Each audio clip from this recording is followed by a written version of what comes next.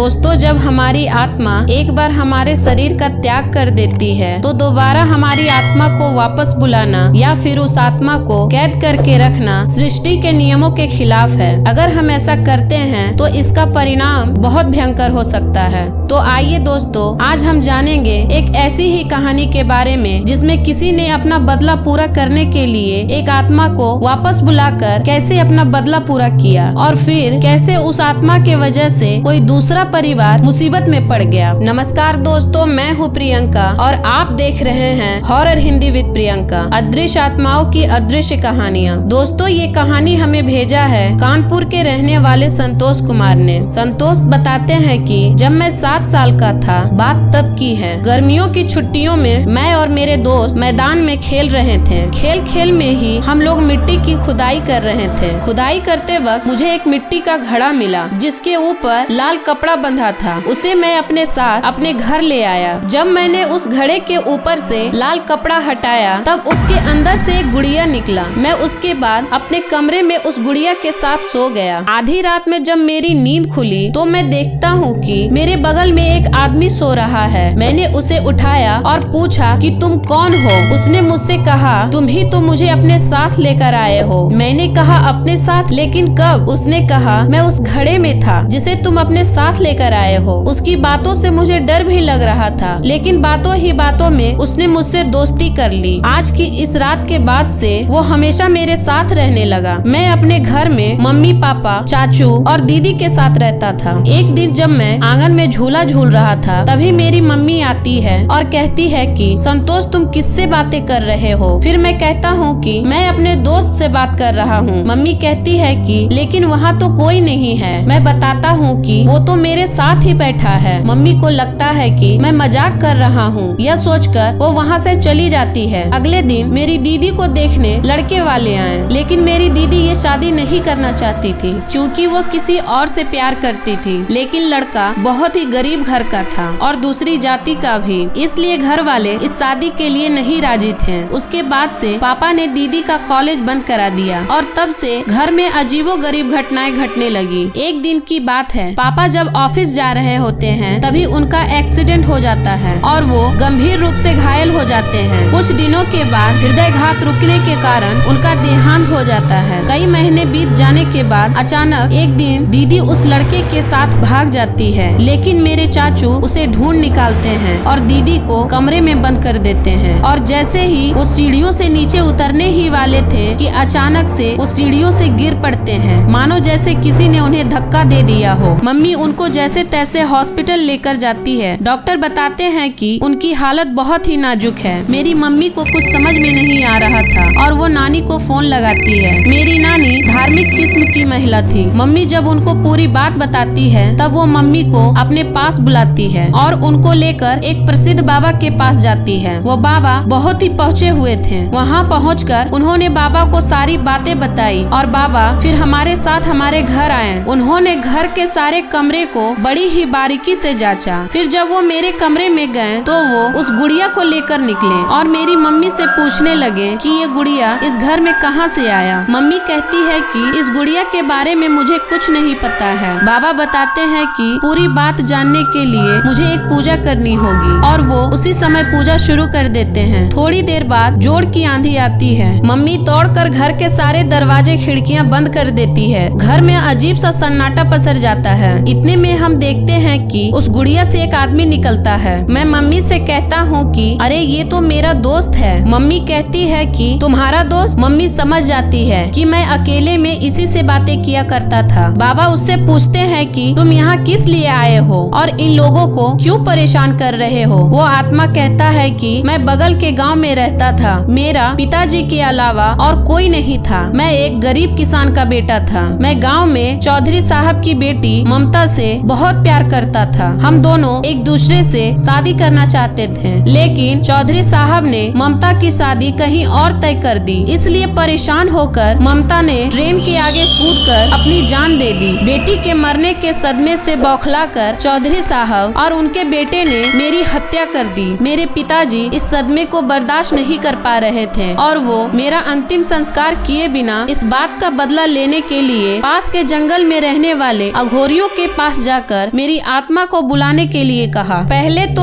उन अघोरियों ने इस बात के लिए मना कर दिया, लेकिन काफी मिन्नत करने के बाद वो मेरी आत्मा को बुलाने के लिए तैयार हुए। कहते हैं कि अघोरियों के पास असीम ताकत होती है, वो चाहे तो मरे हुए लोगों की आत्माओं को भी बुला सकते हैं। अघोरियों ने मेरी आत्मा को बुलाया और मेरे पिताजी ने मुझसे मेरी मौत का बदला लेने के लिए कहा। मैंने चौधरी साहब और उनके बेटे को मार दिया। उसके बाद अघोरियों ने मेरी आत्मा को इस गुड़िया में कैद कर दिया। मेरे पिताजी ने मेरी लाश को बिना जलाए ही दफन कर दिया और इस गुड़िया को घड़े में डालकर गांव से दूर जाकर गाड़ दिया। मेरे मौत के गम में कुछ दिन बाद उनकी भी देहांत हो जाती है। बाबा पूछते हैं कि इन सभी से इनका क्या वास्ता है। वो आत्मा कहता है कि इस लड़की को इन्होंने कमरे में बंद कर रखा है और जबरदस्ती उसकी शादी किसी और से करवाना चाहते हैं, जबकि वो किसी और से प्यार करती है। इसके पिता और चाचा में मुझे चौधरी साहब और उसके बेटे की छवि नजर आती है। उन्हीं की तरह ये लोग भी इस लड़की के साथ जबरदस्ती कर रहे हैं, इसलिए मैंने इसके पिता को मार दिया और अब इसके चाचा को भी मार दूंगा। बाबा और हम लोगों के लाख समझाने के बावजूद भी वो नहीं मानता है और वो इतने ही पल में वहाँ से गायब हो जाता है। तब बाबा मम्मी से कहते हैं कि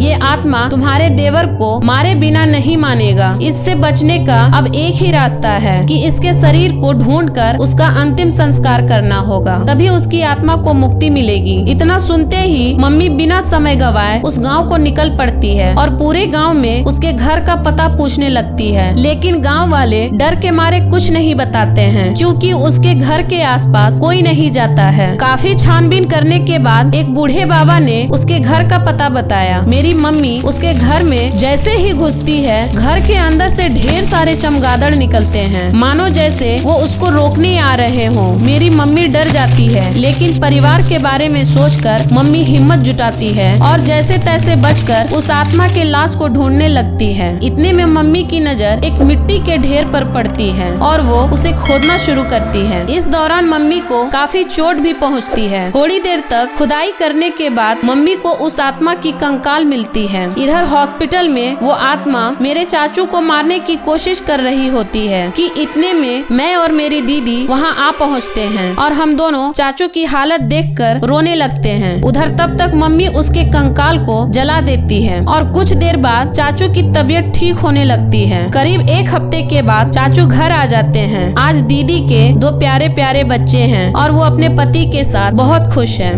तो दोस्तों, ये कहानी आपको कैसी लगी कमेंट करके जरूर बताएं और वीडियो को ज्यादा से ज्यादा शेयर करें और चैनल को सब्सक्राइब जरूर कर दें।